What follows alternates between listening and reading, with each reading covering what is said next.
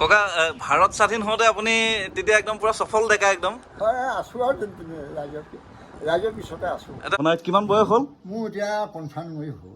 95 হৈ গ'ল ন?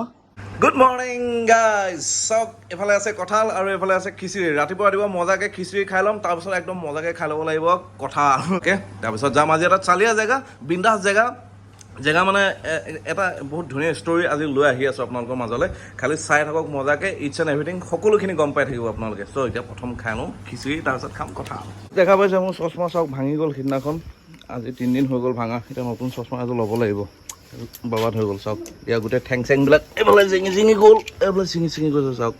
Hello' everyone, মই গুঞ্জন, ৱেলকাম টু গুঞ্জুছ ব্লগছ। আজি সেইকাৰণে এইযোৰ চশমা পিন্ধিব লগা হৈছে। এইযোৰ মোৰ পাৱাৰ থকা চশমা, আপোনালোকে নাভাবিব ছানগ্লাছ বুলি পেলাই। ছানগ্লাছ পিন্ধাৰ মানে নচিব মোৰ কপালত মোৰ নচিব মোৰ কপালত নাই। চ' এইযোৰ এতিয়া মই ছানগ্লাছৰ নিচিনা বনাই লৈছোঁ, মানে পাৱাৰ আছে এইযোৰ চশমাটো। এইযোৰ চশমা যিহেতু ভাঙি গ'ল, তো এতিয়া মই মানে উইদাউট চশমা মই থাকিব নোৱাৰোঁ। আপোনালোকে জানে মই চশমা নিপিন্ধিলে ভালকৈ দেখা নাপাওঁ, চকু অলপ প্ৰব্লেম আছে। চ' সেইকাৰণে এতিয়া গৈ আছোঁ অফিচ। প্ৰথম তেল অকণমান ভৰাই লওঁ, তাৰপিছতে বিন্দাছ গৈ আছোঁ অফিচ। মানে প্ৰথম অফিচত যাম, অফিচৰ কাম চাম কৰি মেলি লৈ ছেকেণ্ড হাফত যাম এটা মজাত চালিয়া ভিডিঅ' বনাবলৈ। আপোনালোকক মই দেখাম, মজাকৈ চাই থাকক। এতিয়া তেলটো ভৰাই লওঁ। তেল ডাল লেতা हूं अरे भाई कितना 97.2 वाह वाह क्या बात है। মই আহি পাই গ'লো অফিচ ফিলহাল। গাইছ আহি পাই গ'লো দিয়ক অফিচ। এইটো চাওক মোৰ অফিচ, এইফালে চাওক দেখা পাইছে। আৰু ইয়াতে 3-4জনমান বহোঁ আমি, আৰু এইটো হৈ গ'ল মোৰ কম্পিউটাৰ। মই না 2 বছৰ নহয় 4 মাহ যোৱাৰ লগে লগে মহিলাৰ পৰা এলা হৈ যাব মা।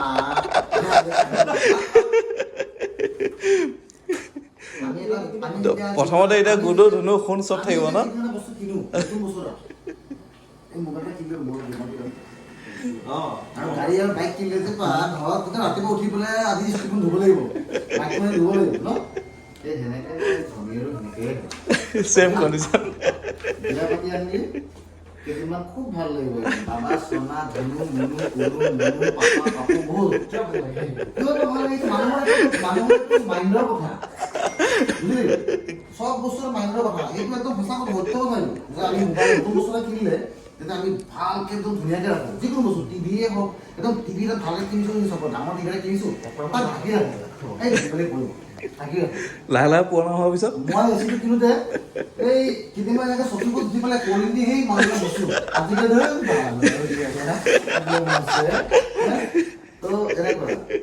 তামাম চিঙৰা বনাইছে দেখোন। আৰু গাইজ চিঙৰা টিঙা লৈ ল'লোঁ মজাকৈ, একদম পূৰা গৰম চিঙৰা ভাজি আছিলে। এতিয়া অফিচৰ পৰা যাওঁ আৰু মজা জেগাত গৈ আছোঁ। এতিয়া একদম চালিয়া জেগা, আপোনালোকে চাই ভাল পাব। আৰু গাড়ীখন চাওক, দেখা পাইছে সিদিনাখন এই ডিম্পুৰ ভিডিঅ'টো দেখিছিলে আপোনালোকে। চ' এতিয়া এখন লৈ গৈ আছোঁ। অফিচৰ পৰা আহি পেলাই ঘৰ পালোহি। এতিয়া এই কাপোৰ চাপোৰ চেঞ্জ কৰি লৈ পেলাই গৈ আছোঁ সেই জেগাটোলৈ। চাই থাকক খালি মজাকৈ, কাপোৰটো চেঞ্জ কৰি লওঁ। 3, 2, 1 তো হৈ গ'ল ড্ৰেছ চেঞ্জ। তো এতিয়া যাব লাগে সেই জেগাটোলৈ। তো গাইজ ঘৰৰ পৰা ওলাই আহিছোঁ, তাৰ যিটো জেগা মানে গৈ আছোঁ সেই জেগাটো দেখুৱাৰ আগতে আপোনালোকক বেলেগ এটা জেগা দেখাই লওঁ। মজা জেগা, মানে এখন গাঁও, আমাৰ ঘৰৰ ওচৰতে এখন গাঁও আছে। গাঁওখনত গাঁৱৰ ৰাইজে মানে যুৱক যুৱতীসকল মিলি পেলাই কিমান ধুনীয়া বস্তু এটা কৰিছে দেখাই আছোঁ। চাই থাকক, অকণ আগত দেখাই আছোঁ চাওক। আৰু গাইজ এইখনেই হৈ গ'ল সেই গাঁওখনৰ নাম হৈ গ'ল গছপুৰীয়া গাঁও, চকলাঘাট, হাতীচুং মৌজাৰ অন্তৰ্গত মানে গছপুৰীয়া গাঁও বুলি কয়। চাওক গাঁওখনৰ ৰাস্তাৰ দুয়ো কাষে তেওঁলোকে কিমান ধুনীয়াকৈ গছ গছনি ফুল চুল লগাই মানে গাঁওখনৰ পৰিৱেশটো এটা বেলেগ পৰিৱেশৰ সৃষ্টি কৰিবলৈ মানে চেষ্টা কৰিছে তেওঁলোকে। চাওক দুইফালে দেখা পাইছে বাঁহ দি পেলাই এনেকৈ ধুনীয়াকৈ, মানে যিবোৰ সহজলভ্য, গাঁৱত যিবোৰ সহজলভ্য বস্তু, সেই বস্তুবিলাক উপাদানবিলাক দি পেলাই তেওঁলোকে গাঁওখন সুন্দৰকৈ সজাই পৰাই তুলিবলৈ চেষ্টা কৰিছে। আৰু এই গোটেই যিটো মডেল আছে, এই গোটেই মডেলটো অসমৰ প্ৰত্যেকখন গাঁৱে অৱলম্বন কৰিব পাৰে। লকডাউনত এতিয়া গাঁৱৰ ডেকা গাভৰু গোটেই গাঁৱৰ মানুহখিনি অলমষ্ট মানে যিখিনি মানুহ এনেই ফ্ৰী থকা মানুহখিনিয়ে এইবোৰ কাম কৰিছে, গাঁওখন সজাই পৰাই তুলিছে সুন্দৰকৈ। আৰু এইটো এটা মই ভাবোঁ খুব সুন্দৰ আদৰ্শ হ'ব পাৰে আমাৰ অসমৰ প্ৰত্যেকখন গাঁৱৰ বাবে। আৰু চাওক এই দেখিছে ৰাস্তাত এনেকৈ গেট লগাই পেলাই তেওঁলোকে ইয়াতে ফুল লগাবৰ কাৰণে চেষ্টা কৰিছে। চাওক খুব সুন্দৰ এটা মেছেজ তেওঁলোকে দিবৰ কাৰণে চেষ্টা কৰিছে। লগতে এইটো গাঁৱৰ নামঘৰ, কিমান ধুনীয়াকৈ সুন্দৰ নামঘৰ। চাওক মানে খুব সুন্দৰ এটা মেছেজ অসমৰ প্ৰত্যেকখন গাঁৱলৈ দিবৰ কাৰণে চেষ্টা কৰিছে। মই ভাবোঁ মানে একদম চেলুট।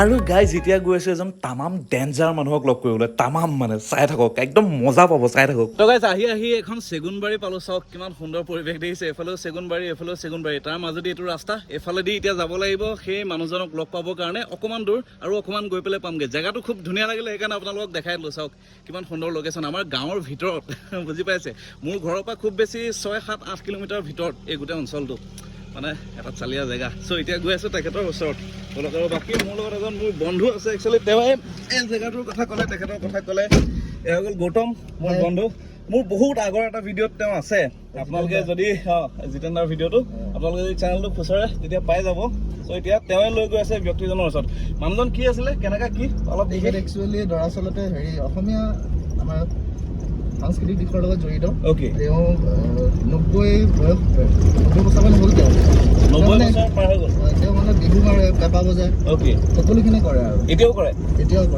অ'কে 90 বছৰ বয়সতো মানে পুৰা জৱান হৈ আছে দেখাই আছো গোটেই ডিটেইলছ দেখাই আছো বলক আজি মানে একদম ফালাফালি হ'ব মই আহি পালোঁ সেই বিশিষ্ট ব্যক্তিজনৰ ঘৰ গম পালে আপোনালোকে বিশিষ্ট শিল্পী হয় অসমীয়া সংস্কৃতি বিহু বিভিন্ন গীত মাতৰ লগত জড়িত লগতে আমাৰ বিহুৰ মহৰ শিঙৰ পেঁপা তেখেতে এজন বিখ্যাত পেঁপুৱা আছিল তেখেতৰ দিনত আজি এতিয়া তেখেতৰ বয়স প্ৰায় 90-95 প্লাছ ন ককা আপোনাৰ বয়স আপোনাৰ কিমান বয়স হ'ল মোৰ এতিয়া 95 হ'ল 95 হৈ গ'ল ন আচ্ছা 90 ধৰক আৰু এটা কথা হৈছে কি 2 বছৰ কম হওক বেছি হওক কোনো ক'ব নোৱাৰে 90 অ'কে মানুহটো বুঢ়া হৈছোঁ মনটো বুঢ়া হোৱা নাই আচ্ছা বেয়ালৈ নাযাওঁ হয় আৰু বাকী গাইজ এতিয়া কাকাৰ ঘৰটো হৈ গ'ল ৰাইডিঙীয়া ভোগবাৰী বুলি ৰাইডিঙীয়া ভোগবাৰী গাঁও আৰু মানিক কলিতা বুলি ক'লে এই গোটেই সমগ্ৰ অঞ্চলৰ লগতে আমাৰ একদম মানে গোটেই মানে অসমে চিনি পায় তেখেতৰ এতিয়া দেখা পাইছে আজি 95 বছৰ বয়সতো তেখেত চাওক কেনেকুৱা আৰু চাওক না তেখেত কাকাৰ দাড়ি চাওক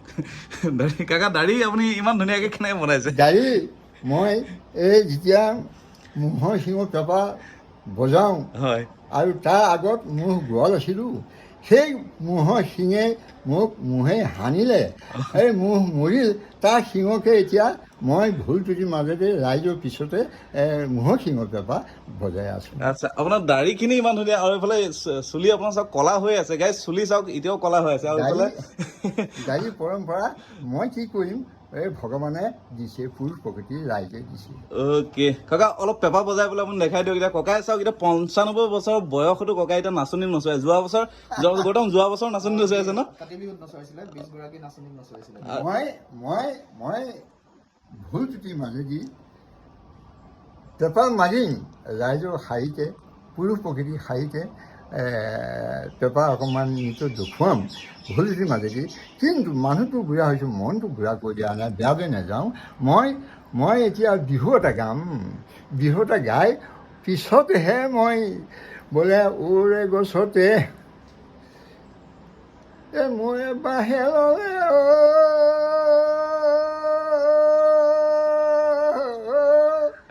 এজনী দেনা পাই দিয়া হয়নে এই মহৰ শিঙত পেঁপাটি আনি দিয়া ভনী কৃষ্ণ এই ভোগবাৰী গাঁৱতে ঢোল পেঁপা মাৰি নাচিবলৈ যাওঁ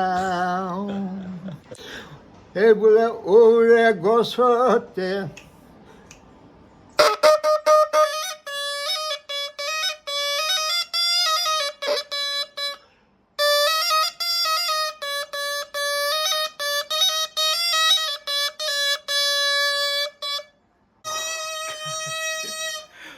সাতানব্বৈ 95 বছৰ বয়স কিন্তু মনটো এতিয়াও ডেকা গম পাইছে মনটো এতিয়াও ডেকা চাওক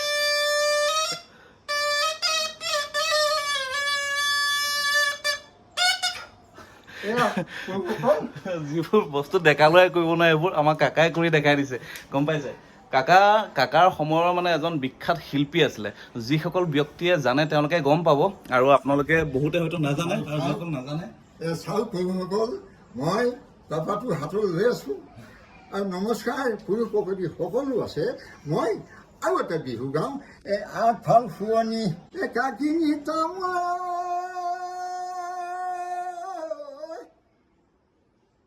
পাছফাল শুৱনি পাত হয়নে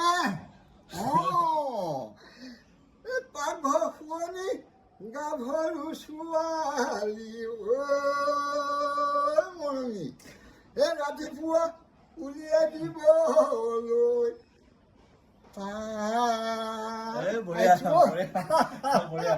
কাকাই হয়তো ইমান হাঁহি ফূৰ্তিৰ মাজেৰে থাকে কাৰণে হয়তো আজি চাওক 95 বছৰ বয়সতো কাকা একদম পুৰা ফিট হৈ আছে দেখিছে আৰু কাকা একদম চশমা প্ৰয়োজন নাই বিন্দা আছে একদম আজি মোৰে চশমা লাগি গৈছে চকুৱে ভালকে দেখা নাপাওঁ কিন্তু কাকাৰ 95-97 বছৰ বয়সতো কাকাৰ চকু ঠিক আছে চুলি ঠিক আছে চব অ'কে আছে মানে মানুহ ইমান ফূৰ্তি কৰি কাকা আপুনি ৰাতিপুৱা কেইটা বজাত শুই উঠে বাৰু ৰাতিপুৱা মই 3:30 উঠোঁ আচ্ছা 3:30 3:30 উঠি টোপনি নাহে 3:30 তাতে উঠোঁ এই ৰাইজ জুয়ে উঠে এই গাঁওখনৰ ইটো মোৱাৰো সিটো তাৰমানে ভৰি বিষ আচ্ছা সঁচাই কথা কৈছোঁ ভৰি বিষ তাৰ ভিতৰতে মই লাখুটি লৈ ডুব মাৰি 3:30 উঠি পেলাই ঘূৰি ফুৰোঁ আৰু এইপিনে বেলি বহা আগৰ পাছে ঘূৰি ফুৰোঁ আৰু চকীত বহি থাকোঁ আচ্ছা কাকা আপুনি কি খাই বাৰু আপুনি এতিয়া যে একদম মই কি খাওঁ মানে ৰাইজৰ আশীৰ্বাদত প্ৰকৃতিৰ আশীৰ্বাদত মোৰ বোৱাৰীয়ে ৰাতিপুৱাই চাহ দিয়ে আৰু গেছৰ ঔষধ আৰু প্ৰেছাৰ ঔষধ এয়া খাওঁ আৰু ভাত খাওঁ আৰু একো খাব নোৱাৰোঁ আৰু মানে পেপাৰটো মই এৰি দিয়া নাই আহি পেপাৰটোলৈ নমস্কাৰ যাচোঁ সদায় আহি কাকা আপোনাৰ নিচিনাকে আমিও যদি 95 বছৰ বয়সলৈকে এনেকে যদি একদম খাৰা হৈ থাকিব বিচাৰোঁ কি কৰিব লাগিব মানে কি কৰিব লাগিব মই এটা কথা কওঁ কি কৰিব লাগিব ৰাতিপুৱা উঠিলে এনেকৈ ঘূৰিব লাগিব আৰু এই বনত ভৰি দিব লাগিব আৰু মনটো ফিট কৰিব লাগিব মানুহটো